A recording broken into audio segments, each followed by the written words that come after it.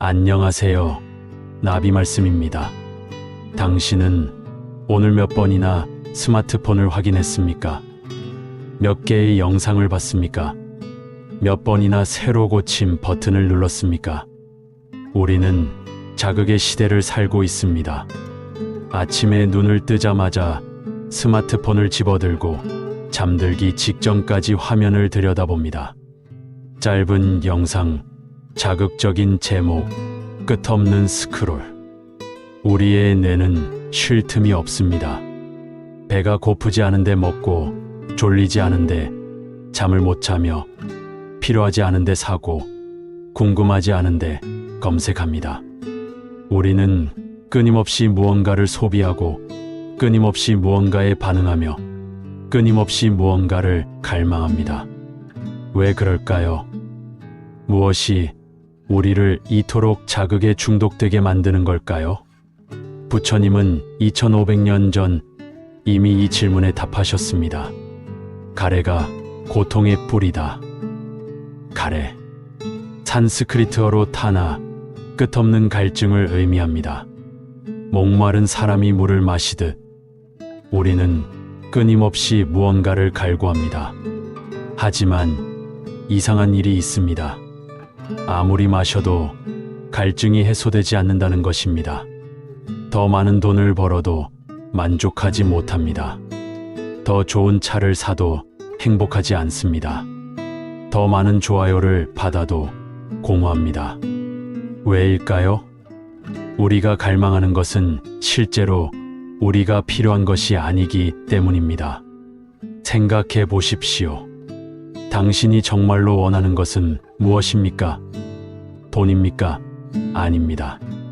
돈이 가져다 줄 안정감과 자유를 원하는 것입니다. 명예입니까? 아닙니다. 인정받고 싶은 욕구를 채우고 싶은 것입니다. 사랑입니까? 부분적으로는 맞지만 더 깊이 들어가면 외로움을 피하고 싶은 것입니다. 우리는 본질을 놓치고 껍데기를 쫓고 있습니다. 목마른 사람이 물 대신 소금물을 마시는 격입니다. 마실수록 더 목이 마릅니다. 자극은 바로 그 소금물입니다. 스마트폰을 볼 때마다 도파민이 분비됩니다. 뇌는 보상을 받았다고 착각합니다. 하지만 진짜 보상은 아닙니다. 그래서 또 보게 됩니다. 또 보고, 또 보고, 끝없이 봅니다. 중독의 메커니즘입니다. 우리 시대의 비극은 이것입니다. 우리는 어느 때보다 풍요롭지만 어느 때보다 불행합니다. 무엇이든 할 수 있지만 무엇을 해야 할지 모릅니다. 모든 것이 연결되어 있지만 그 어느 때보다 고독합니다. 무엇이 잘못된 걸까요? 우리가 외부에서 답을 찾고 있기 때문입니다. 행복의 원천이 밖에 있다고 믿기 때문입니다.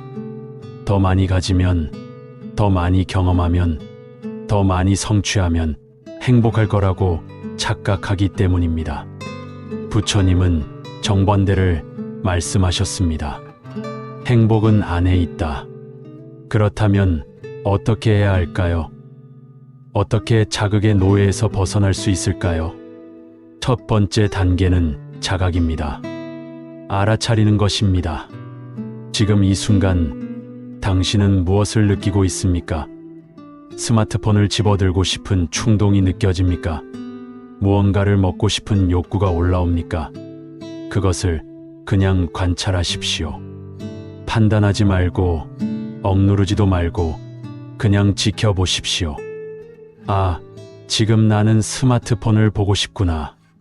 지금 나는 무료함을 느끼고 있구나. 지금 나는 외로움을 피하려 하고 있구나. 이렇게 알아차리는 순간 놀라운 일이 일어납니다. 충동과 나 사이에 공간이 생깁니다. 나는 충동이 아닙니다. 나는 충동을 느끼고 있는 사람입니다. 이 차이가 자유를 만듭니다. 대부분의 사람들은 충동을 느끼는 순간 자동적으로 반응합니다. 느낌과 행동 사이에 간격이 없습니다. 배고프다는 신호가 오면 무조건 먹습니다. 지루하다는 느낌이 오면 자동으로 스마트폰을 집어듭니다. 하지만 알아차림이 있으면 선택이 가능해집니다. 이 충동에 따라야 할까 말아야 할까? 지금 정말로 배가 고픈가? 아니면 다른 감정을 피하려는 건가? 이것이 자유의 시작입니다. 두 번째 단계는 이해입니다.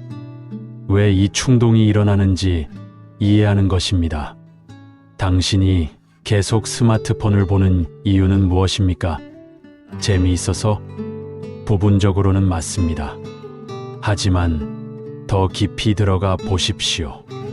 혹시 현실이 불편해서는 아닙니까? 자신과 마주하기 싫어서는 아닙니까?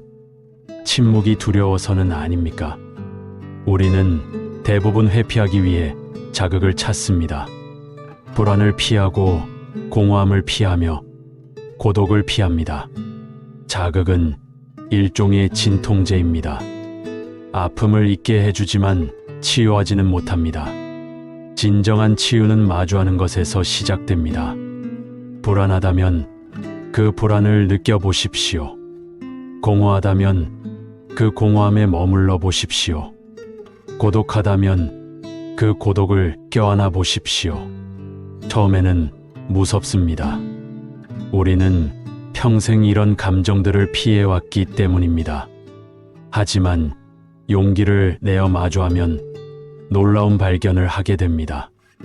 우리가 생각했던 것만큼 끔찍하지 않다는 것을, 오히려 마주할수록 그 힘이 약해진다는 것을. 어둠은 빛을 비추는 순간 사라집니다. 우리의 두려움도 그렇습니다. 의식의 빛을 비추면 사라집니다. 세 번째 단계는 대체입니다. 나쁜 습관을 좋은 습관으로 바꾸는 것입니다. 중독을 끊기 어려운 이유는 그냥 안 하려고만 하기 때문입니다. 공백을 만들면 안 됩니다. 공백은 다시 채워질 것입니다.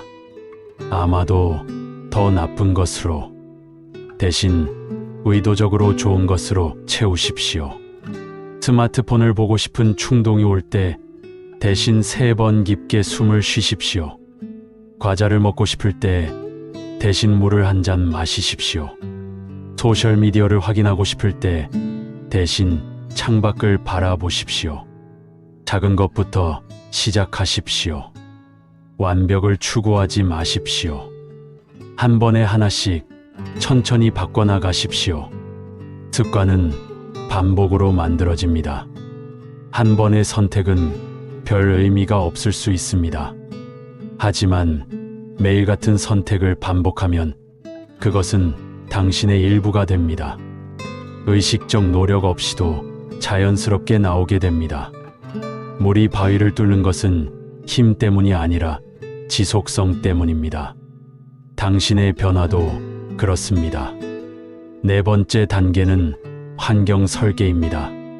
스스로를 유혹에서 멀리하는 것입니다. 의지력은 한계가 있습니다. 아무리 강한 사람도 계속 유혹받으면 무너집니다. 그러니 유혹을 없애십시오. 환경을 바꾸십시오. 스마트폰 중독이라면 알림을 끄십시오. 앱을 삭제하십시오. 침실에 두지 마십시오. 과식한다면 집에 과자를 사두지 마십시오. 충동 구매를 한다면 쇼핑 앱을 지우십시오. 이것은 도망가는 것이 아닙니다. 지혜로운 것입니다. 부처님도 말씀하셨습니다. 나쁜 친구를 멀리하고 좋은 친구와 가까이 하라. 환경은 우리를 만듭니다. 독한 물에 연꽃을 심으면 시들지만 맑은 물에 심으면 핍니다. 당신의 환경을 맑게 만드십시오. 다섯 번째 단계는 만족을 아는 것입니다. 우리가 끊임없이 자극을 찾는 이유는 만족하지 못하기 때문입니다. 항상 더 많은 것을, 더 새로운 것을, 더 강한 것을 원합니다. 이것은 끝이 없는 경주입니다. 부처님은 충분함을 아는 자가 진정으로 부유하다고 말씀하셨습니다. 충분함을 아십시오. 지금 가진 것으로 충분합니다. 지금 하고 있는 것으로 충분합니다. 지금의 당신으로 충분합니다. 이것은 포기가 아닙니다. 성장하지 말라는 것도 아닙니다. 다만 성장의 동기가 결핍이 아니라 충만함에서 나와야 한다는 것입니다. 나는 부족해. 그러니까 더 가져야 해가 아니라 나는 충분해. 그리고 더 성장할 수 있어 라는 마음가짐입니다. 전자는 불안에서 오는 행동이고 후자는 사랑에서 오는 행동입니다. 같은 행동이라도 동기가 다르면 결과도 다릅니다. 6번째 단계는 현재에 머무는 것입니다. 자극은 우리를 현재에서 끌어냅니다. 과거를 후회하게 하고 미래를 걱정하게 하며 다른 사람과 비교하게 만듭니다. 우리는 지금 여기에 있지 않습니다. 하지만 삶은 언제나 지금입니다. 과거는 이미 지나갔고 미래는 아직 오지 않았습니다. 오직 이 순간만이 진짜입니다. 밥을 먹을 때는 온전히 밥을 드십시오. 씹는 감각을, 맛을, 향을 느끼십시오. 걸을 때는 온전히 걸으십시오. 발바닥의 감각을, 바람을, 소리를 느끼십시오. 이것이 명상입니다. 특별한 자세로 앉아 있는 것만이 명상이 아닙니다. 삶의 모든 순간이 명상이 될 수 있습니다. 깨어 있기만 하면 됩니다. 현재에 머물 때 자극은 힘을 잃습니다. 당신은 이미 완전하기 때문입니다. 무엇을 더할 것도 뺄 것도 없습니다. 그저 있는 그대로 완벽합니다. 7번째 단계는 진짜 즐거움을 찾는 것입니다. 우리가 자극을 찾는 이유는 즐겁기 때문입니다. 적어도 그렇다고 믿기 때문입니다. 하지만 진짜 즐거움일까요? 즐거움에는 두 가지가 있습니다. 감각적 즐거움과 깊은 기쁨. 감각적 즐거움은 빠르게 오고 빠르게 사라집니다. 자극이 강할수록 중독성이 있고 계속 더 강한 자극을 필요로 합니다. 반면 깊은 기쁨은 천천히 옵니다. 하지만 오래 지속되고 부작용이 없으며 당신을 더 나은 사람으로 만듭니다. 좋은 책을 읽는 기쁨, 자연 속을 걷는 평화, 사랑하는 사람과 나누는 대화, 무언가를 창조하는 만족감, 누군가를 돕는 보람. 이것이 진짜 즐거움입니다. 하지만 우리는 이런 즐거움을 잊어버렸습니다. 너무 느리고 너무 평범하며 너무 조용하기 때문입니다. 우리의 감각은 강한 자극에 길들여져 있습니다. 감각을 재설정해야 합니다. 디지털 디톡스를 하십시오. 며칠만이라도 스마트폰을, 인터넷을, 자극을 끊어 보십시오. 처음에는 금단 증상이 올 것입니다. 불안하고 지루하며 초조할 것입니다. 하지만 견디십시오. 며칠이 지나면 놀라운 변화를 경험할 것입니다. 맛이 더 선명하게 느껴지고 색깔이 더 생생하게 보이며 소리가 더 뚜렷하게 들립니다. 당신의 감각이 깨어나는 것입니다. 작은 것에서 기쁨을 찾을 수 있게 됩니다. 따뜻한 햇살, 시원한 바람, 새소리, 꽃향기. 이 모든 것이 기적처럼 느껴집니다. 8번째 단계는 목적을 찾는 것입니다. 자극에 빠지는 이유 중 하나는 삶의 방향을 잃었기 때문입니다. 어디로 가야 할지 모르니 그냥 재미있는 일이나 하는 것입니다. 시간을 때우는 것입니다. 하지만 인생은 시간을 때우는 것이 아닙니다. 의미를 만들어가는 것입니다. 당신의 삶의 목적은 무엇입니까? 무엇을 위해 살고 있습니까? 죽을 때 무엇을 남기고 싶습니까? 이런 질문들이 불편할 수 있습니다. 하지만 피하지 마십시오. 마주하십시오. 깊이 생각해 보십시오. 목적이 있으면 자극은 방해물이 됩니다. 목표를 향해 가는데 왜 옆길로 새겠습니까? 의미 있는 일을 하는데 왜 시간을 낭비하겠습니까? 목적은 당신에게 방향을 줍니다. 그리고 방향이 있으면 선택이 쉬워집니다. 이것이 나를 목표에 가깝게 하는가, 멀어지게 하는가? 이 질문 하나면 충분합니다. 9번째 단계는 공동체를 만드는 것입니다. 혼자서 변화하기는 어렵습니다. 주변 사람들이 모두 자극에 빠져 있다면 당신도 다시 빠지기 쉽습니다. 환경의 힘은 강력합니다. 비슷한 가치관을 가진 사람들과 함께 하십시오. 성장하고 싶어 하는 사람들, 깨어있고 싶어 하는 사람들, 의미 있는 삶을 살고 싶어 하는 사람들. 함께 책을 읽고, 함께 산책하며, 함께 명상하십시오. 서로 격려하고, 서로 지지하며, 서로 영감을 주고받으십시오. 부처님도 상가, 즉 공동체를 만드셨습니다. 혼자서는 깨달음을 유지하기 어렵다는 것을 아셨기 때문입니다. 우리는 사회적 동물입니다. 주변 사람들의 영향을 받습니다. 그러니 좋은 영향을 받으십시오. 당신을 끌어올리는 사람들과 함께 하십시오. 당신도 그들을 끌어올려 주십시오. 10번째 단계는 자비입니다. 자신에게 그리고 타인에게 변화의 과정은 순탄하지 않습니다. 넘어질 것입니다. 실수할 것입니다. 다시 옛날 습관으로 돌아갈 것입니다. 괜찮습니다. 그것이 인간입니다. 실수했을 때 자책하지 마십시오. 자책은 도움이 되지 않습니다. 오히려 더 깊은 구멍으로 빠지게 만듭니다. 대신 자신을 이해하십시오. 왜 실수했을까? 무엇이 트리거였을까? 다음번에는 어떻게 다르게 할 수 있을까? 배우는 자세로 접근하십시오. 실수는 실패가 아니라 배움의 기회입니다. 넘어지는 것이 문제가 아닙니다. 일어나지 않는 것이 문제입니다. 그리고 타인에게도 자비를 베푸십시오. 자극에 빠진 사람들을 판단하지 마십시오.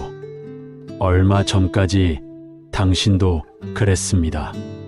아니, 어쩌면 지금도 때때로 그럴 것입니다. 우리는 모두 같은 배를 타고 있습니다. 모두 고통받고 있고, 모두 답을 찾고 있으며, 모두 최선을 다하고 있습니다. 비록 그 방법이 서툴러 보일지라도 이해하고 용서하며 도우십시오. 그것이 부처의 길입니다. 자, 이제 핵심으로 돌아가겠습니다. 무엇이 우리를 자극으로 이끄는가? 가래입니다. 끝없는 갈망입니다. 우리는 무언가가 부족하다고 느낍니다. 그래서 채우려 합니다. 하지만 아무리 채워도 부족함은 사라지지 않습니다. 왜일까요? 그 부족함은 실제로 존재하지 않기 때문입니다. 우리 마음이 만들어낸 환상이기 때문입니다. 당신은 이미 완전합니다. 부족한 것이 없습니다. 다만 그것을 모를 뿐입니다. 자신의 본성을 잊어버렸을 뿐입니다. 자극은 당신을 당신에게서 멀어지게 합니다. 밖으로 달려가게 만듭니다. 하지만 답은 밖에 없습니다. 안에 있습니다. 안으로 들어가십시오. 침묵 속으로, 고요 속으로, 당신의 중심으로. 거기서 모든 것을 발견할 것입니다. 행복도 평화도, 사랑도, 자유도 모두 당신 안에 있습니다. 찾으려 하지 마십시오. 이미 있습니다. 그냥 알아차리기만 하면 됩니다. 부처님의 가르침은 결국 하나입니다. 깨어나라. 꿈에서 깨어나라. 자극이라는 꿈, 갈망이라는 꿈, 부족함이라는 꿈에서 깨어나면 봅니다. 당신은 이미 자유롭다는 것을, 이미 완전하다는 것을, 이미 행복하다는 것을. 자극이 필요 없습니다. 당신은 이미 충만하기 때문입니다. 오늘부터 실천해 보십시오. 한 가지만이라도. 스마트폰을 하루에 1시간 덜 보기, 하루에 10분 조용히 앉아있기, 식사할 때 온전히 집중하기. 무엇이든 좋습니다. 작게 시작하되 꾸준히 하십시오. 변화는 극적으로 오지 않습니다. 서서히, 조용히 옵니다. 어느 날 문득 깨닫게 될 것입니다. 내가 변했구나. 스마트폰을 보고 싶은 충동이 줄어들 것입니다. 과자가 당기지 않을 것입니다. 소셜미디어가 시시하게 느껴질 것입니다. 당신의 취향이 바뀌는 것입니다. 그리고 새로운 즐거움을 발견할 것입니다. 고요의 즐거움, 단순함의 즐거움, 있는 그대로의 즐거움. 이것이 진짜 자유입니다. 자극에서 자유로워지는 것이 아닙니다. 자극이 필요 없어지는 것입니다. 이미 충분하기 때문에 세상은 계속 자극을 던질 것입니다. 광고, 뉴스, 소셜미디어, 끝없는 유혹. 하지만 당신은 흔들리지 않을 것입니다. 중심을 잡았기 때문입니다. 폭풍이 불어도 산은 흔들리지 않습니다. 파도가 쳐도 바다 깊은 곳은 고요합니다.